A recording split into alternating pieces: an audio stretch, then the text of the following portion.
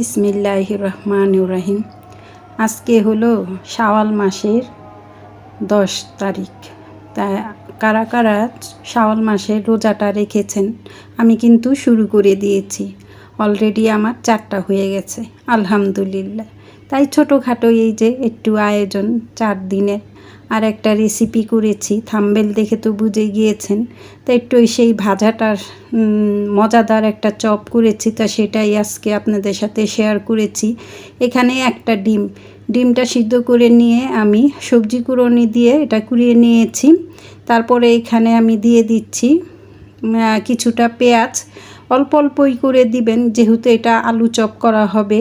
তো চপের মধ্যে বেশি কিছু দেওয়া নাই ভালো, আর যেহেতু গরমের দিন তার জন্য হালকা পাতলা যেভাবে হয় সেটা দিয়েই আমাদের কিন্তু এখন খাওয়া উচিত।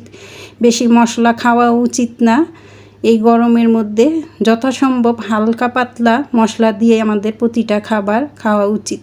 যাই হোক, কথা বলতে বলতে দিয়ে দিয়েছি অল্প কিছু কাঁচামরিচ, ধনিয়া পাতা, পেঁয়াজ, আর হলো একটু দিয়েছি চাট মশলা দিয়ে এই যে ভালো করে লবণ মেখে আমি মিক্স করে একটা সাইডে রেখে দিব। তারপরে চলে আসলাম আলু নিয়ে।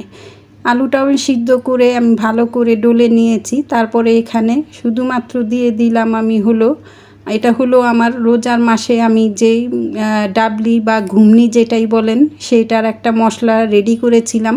সেই মশলাটার থেকেই কিছুটা আধা চা চামচের মতো এখানে মশলা দিয়ে দিলাম, আর দিয়ে দিলাম এই যে ম্যাজিক স্বাদে মশলার থেকে এখানে সামান্য পরিমাণ দিয়ে নিলাম, আর দিয়ে নিলাম পরিমাণ মতো লবণ। এই 3টা জিনিসের মিশ্রণই আমার চপটা এতটা মজা হয়েছে কি বলবো। তা যাই হোক, সেটাই আপনাদের সাথে শেয়ার করলাম। তাই আলুটার সাথে সব কিছু মশলাগুলো ভালো মতন মেখে আমি এখন চপের শেপটা দিয়ে নেব।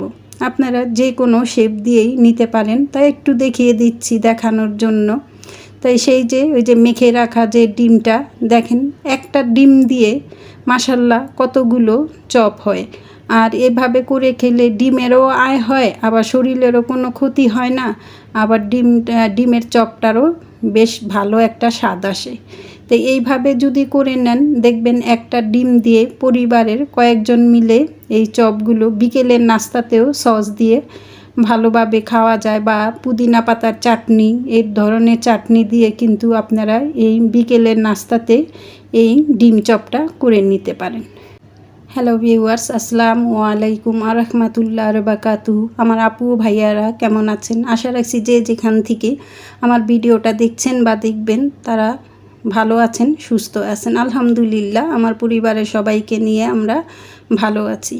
তাই দেখতে দেখতে যারা নাকি ভিডিওটার এই পর্যন্ত চলে আসছেন আর একটা লাইক দিতে মনে নাই, প্লিজ একটা লাইক দিয়ে আমার ভিডিওটা কন্টিনিউ করবেন। আর ভিডিওটা কিভাবে করছি না টেনে একটু দেখার চেষ্টা করবেন। যাই হোক, কথা বলতে বলতে কিন্তু আমার চপ বানানো, ডিম চপটা বানানো হয়ে গেছে। তাই এখানে দেখুন আমি মাত্র একটা ডিম দিয়ে 7টা চপ বানিয়ে নিয়েছি। এরকম আপনারা আপনাদের পরিবারের মানুষ অনুযায়ী ডিম নিয়ে সিদ্ধ করে এভাবে আমার মতো করে নিতে পারেন। তাই চলে যাচ্ছি ভাজার জন্য। তাই এখানে আমি 3 টেবিল পরিমাণ ময়দা নিয়েছি, আর নিয়েছি 1 টেবিলের চাইতে একটু কম কর্নফ্লাওয়ার নিয়ে, আর এখানে দিয়েছি আমার সেই যে বললাম একটা মশলা ছিল, সেই মশলাটা ঘুমনির যে মশলাটা ডাবলির, সেই মশলাটার থেকে কিছুটা মশলা আর একটু লবণ দিয়ে দিয়েছি। দিয়ে আপনারা এখানে চাইলে ম্যাজিক স্বাদে মশলাটাও এইটার মধ্যে দিতে পারেন, কর্নফ্লাওয়ার আর ময়দার গোলাটার মধ্যে দিতে পারেন। দিয়ে এভাবে একটু চপগুলো চুবিয়ে চুবিয়ে সুন্দর করে গোল্ডেন করে ভেজে নেবেন। আমি কিন্তু অনায়াসেই সুন্দর করে একবারে মচমচা করে ভেজে নিয়েছি। আর যেহেতু ইফতারের সময়, তার জন্য আপনাদের সাথে আর ভাজার পরের ভেঙে দেখানোর আর সময়টা পাইনি।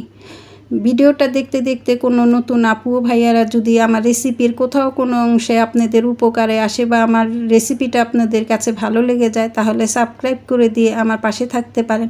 আর পাশে থাকা বেল বাটনটা অন করে দিবেন, যাতে করে নতুন নতুন রেসিপিগুলো আপনাদের কাছে চলে যায়। আর এরকম মজার রেসিপিগুলো আপনারা আপনাদের সময় সুযোগ বুঝে দেখে নেবেন। তাই তো কথা বলতে বলতে কিন্তু আমি সম্পূর্ণ ডিম চপগুলো ভেজে নিয়েছি। তার পাশে আমি একই পুর দিয়ে আমি ওই যে আলু পুরিও করে নিয়েছি।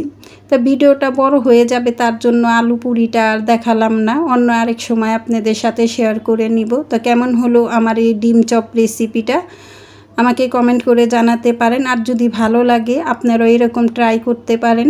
সবাইকে অসংখ্য ধন্যবাদ এতক্ষণ পর্যন্ত আমার সাথে থাকার জন্য। আল্লাহ হাফেজ।